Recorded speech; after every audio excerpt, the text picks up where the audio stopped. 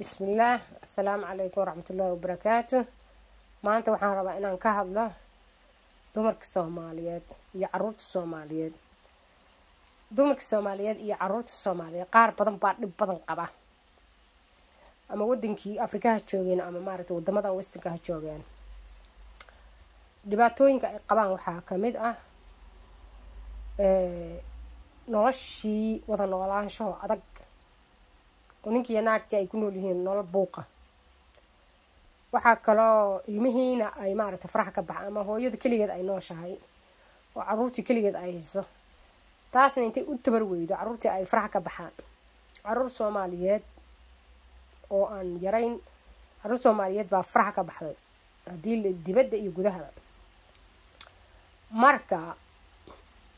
marka rooba daay alxamdulillah. marka gabarey maanta adaan rabaa inaan kula hadlo. gabarey horta waxa waaye nin intaadan guursan waxa waaye bar horta noloshaada hagaaji. gabarey waxaa samaysaa wax soo baro, wax baro afka wadanka aad joogtid baro, haddaad dibadda joogtid afka wadanka aad joogtid baro, xirfad samayso, shaqo raadso. markaad intaa soo gaadhid ood shaqo heshid wax adag ma aha. kaani yeeli mayno waa adagtahay yaa baran kara luuqada wadankan, kaa yeeli mayno waa adagtahay yaa xirfad samayn kara. taas ma jirto, sababta ku tahay ummadda kaleba waa samaysa. wax qof kale sameeya adna waad samayn kartaa, dadka kama liidatid aan. gabarey wax soo baro horta intaada nin guursan, bal gabarey wax soo baro. haddaad dhalinyaro tahay goa wax soo baro, afka wadanka baro, xirfad samayso, wax soo baro, shaqo samayso, shaqo hel, guri hel, meel deganow. adoo meel degan haddii nin kuu yimaado, ninkaasi waa inuu wax kugu soo darsadaa, ama dhaqaale ha ahaato ama hawshii guriga ha ahaato inuu kula qabto. haddaa keligaa degan tahay gabarey ood shaqo haysatid maanta alxamdulilah, aad shaqo haysatid wadanka aad joogtid, meesha aad joogtid shaqo haysatid, ood guri haysatid, maxaa kaa maqan? haddaa nin guursatid, ninkaa aa guursatay isna dee waa inuu haystaa shaqaystaa oo shaqo raadsada. hadduusan shaqo haysan waa inuu raadsada oo raadsa shaqo dheh. marka horeba guursanin shaqo haysta haddaad helaysid ya waa inuu isna soo shaqaystaa oo isna adigu idinkii wax idinku soo biiriya. ya adigu ninkaan mas-uul kama tihid, mas-uul kama tihid oo maaha inaa adigu biilaysid. midda kale adiga ninkan jaaridiisii ma tihid, jaarid uma tihid. waxaad tihiin laba qof oo isu yimid oo reer dhisay baa tihiin. qof walba waxaa la rabaa hawsha dhinaciisa inuu ka qabto. haddii ay ahaan lahayd dhaqaalo iyo haddii ahaan lahayd hawsha guriga la iska caawiyo. xilliga hadda lagu jiro, casriga haddii lagu jiro, dhaqankii nimankii Soomaalida oo hore la yaqaanay waa isbedeleen. nimankii beeli jiray reerahooda beeli jiray waa isbedeli ma jiro. ninku waxyaabaha la isku haysto dumarka iyo ragga isku haysta waxaa ka mid ah maba soo saaraya dhaqaalo, maba raba inuu shaqaysto wadamada Westernkan markay joogaan. kuwa badan baa raba inay shaqaystaan. idhahaya kii shaqaysta xataa wuxuu ku dhahayaa gabadha dhahayaa na orod muxuu ahayd gaalka orod oo lacag u raadso.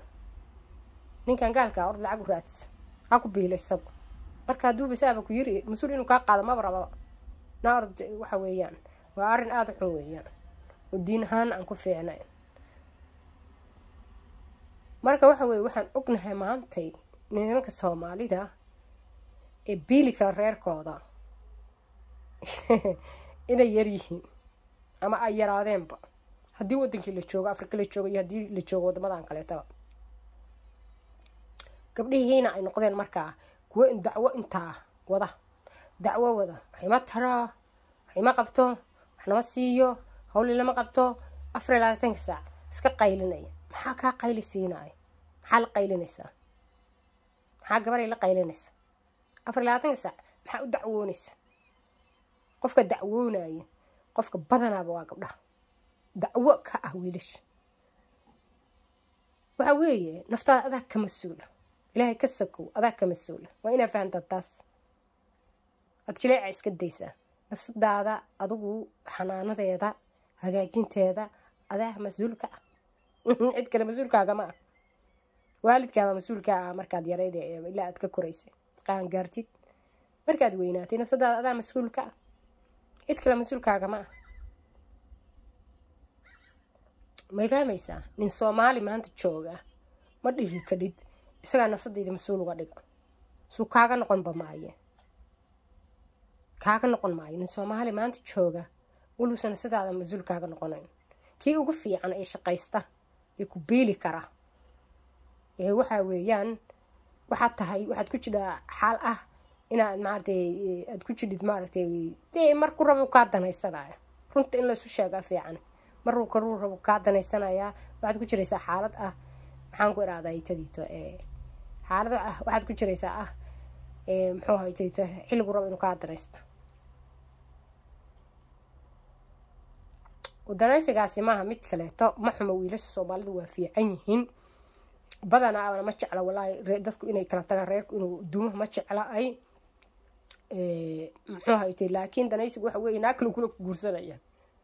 ma fahmaysaa haba guursaday dhibba ma lahane taas khiyaar buu qofku u leeyahay wuxuu samaynaya laakiin tan meesha jidhaa waxay tahay adigu waxaa la rabaa anigu aan rabaa maanta inaan ka hadlo inaa is soo dhistid inaa adigu aada isoo dhistid use isu dhisayaa waxa weeye shaqaysa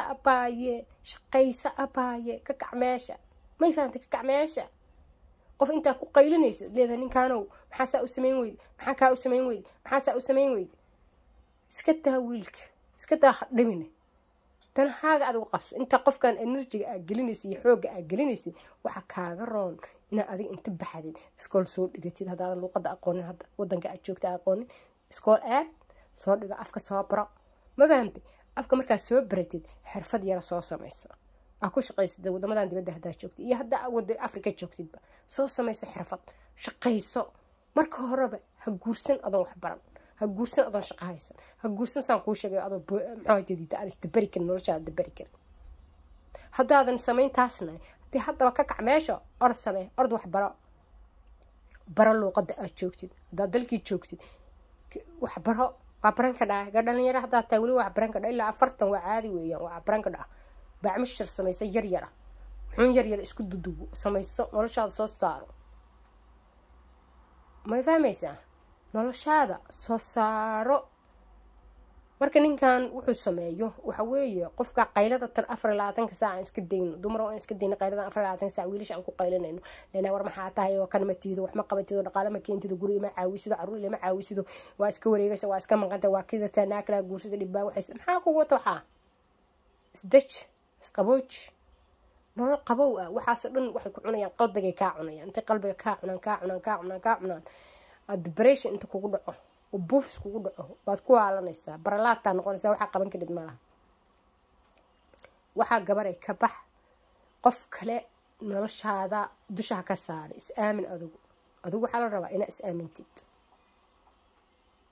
walaalkan adoon ku buuqan oo ku qaylin oo ku shideyn oo ku waxaynin waxa la rabaa adigu horta maxaa tahay adigu maxaa qabatay inta qofkan ku buuqo adigu maxaa soo qabatay maxaa qatartay adigu bal adigu wax sheeg yaa maxaa adigu samaysaa marka walaa qofkan kale bini aadamkaas sagaal bilood buu ku dhashay ama 9 bilood baa ku dhalatay maxaa ugu booqay wiilkan dhaqaalaha daarta bax soo saar adiga warkana waxna ma siisid waxna ma yeesh waxna ma yeesh ma shaqaysid ma kshinka sii kan sii wuu lacagta qaadatay mushaharka qaatay meel kala geysay war cirkana gee mushaharkaaga daarta yaa rabo mushaharkiisa ka bax mushaharkiisa cirka geey hada adaa isu meesha is dhigay dhibaatada aad ugu qaylinayso waxaas adaa qofka adiga hadaan taadi soo saaranin qof kale aad leedahay aniga noloshayda 9 baa ku dhalatay isna 9 baa ku dhashay adiga bax soo shaqee gabaray or soo shaqee adiga siiyo wadamadan westinka markaan joogno xanaano ciyaal baa haysta carruurta waa lagu haynaa iskari ku aadayaan gaaladii baa ku caawinaysa markaad dhaqaalaha haysan guriga laga bixinaya ma fahmaysa inta wax baranaysid waxbarashada lacag baa lagu siinaya wax kasta lagu siinaya haye maxaa ku qaylinaysa 24 saac ku booqaysa noloshaada adi markaas soo saartay oo shaqaysatay carruurtaada haysay gurigaagana ka shaqaysan kartid qofka kan wiilkan waxa isugu buuqdaa meesha ma taalo weesha hadalku waa iska yiri isagu waxa weeye adigu biilmaysa adiga isaga biilkiisu dusha kaama saarna adiga isaga la iimaanaa tan biilkan carruurtana waa wada leeyihiin waa qaybsanaysaa tan gurigana waa qaybsanaysaa soo ma aynu kula qabtaa hadduu ku yiraahdo dhaqaale keeni mayo hadalba waa yiri hadduu ku yiraahdo shilin keeni mayo anigu keeni mayo waa shaqaystaa adigu orod ninku hadduu ku yiraahdo intuu westinkan joogan isagu shaqeeyo oo ku yiraahdo anigu shaqaale keeni mayo lacagta anigu shaqaysto ama bas wada ama wax kala samey ama taxi wada ama meel kale ka shaqeey warshad ka shaqeey hadduu ku yiraahdo shilinka aan ku shamaysto jeebkan ku shubanayaaye adigu ood gaalka soo weydiisa lacag ord waa dhacdaa hadda gaal khasab waa ku qasbanta intaad shaqo ka helaysa laakiin maalinkaas gal inaad maaragtay adiguna aad waxbarasho gashid oo isku filnaansho gaadhid